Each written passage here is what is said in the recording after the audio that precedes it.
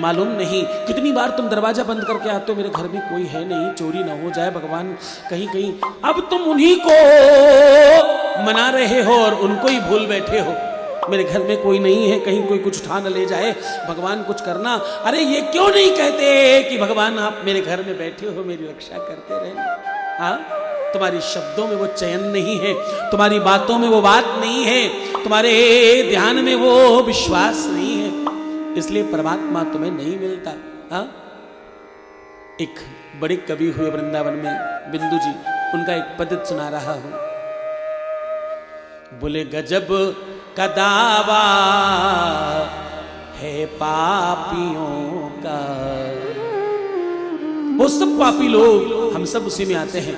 बोले गजब का दावा है पापियों का, अजीब ढंग से मचल रहे हैं। क्या?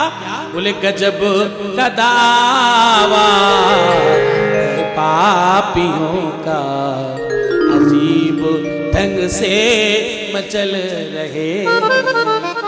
उन्हीं से लड़ते हैं और झगड़ते, त्रैलोक्य जिनसे पल रहे हैं।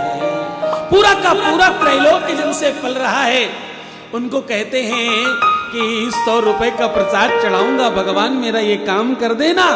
अरे पूरे त्रैलोक्य का स्वामी है वो, उसे क्या तुम्हारे 100 रुपए का फर्क पड़ता? उसने वो 100 रुपए भी तुमको उसी ने दिए हैं, ये तुम भूल बैठते हो। हाँ, बिल्कुल वैसी ही बात है ये, जैसे तेरा तुझको अर्पण क्या लागे मेरा, और थोड़ी देर बाद कटी फटी सब तेरी, सिक्के भी तेरे, सुख संपत्ति मेरी, संकट सब तेरे। तो वो वाला भाव है, उन्हीं की चीज उन्हीं को देकर एहसान दिखाते हो, उन्हीं की वस्तु उन्हीं को देकर ये बताते हो कि मैं बहुत बड़ा दानवीर हूं। ये बहुत सारी ऐसी छोटी छोटी चीजें करके तुम अपने आप को बहुत छोटा बना लेते हो।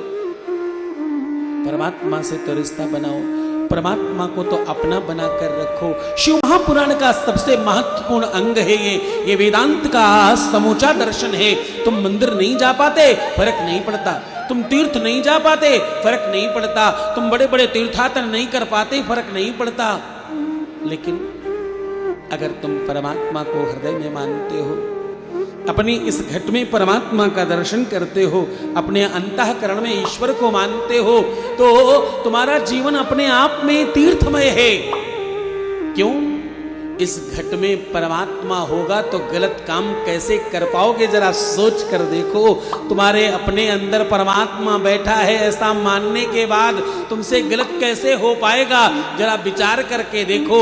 जब तुम कुछ गलत बोलने की कोशिश करोगे तो अंदर से मन कहे परमात्मा अंदर बैठा सुन रहा है।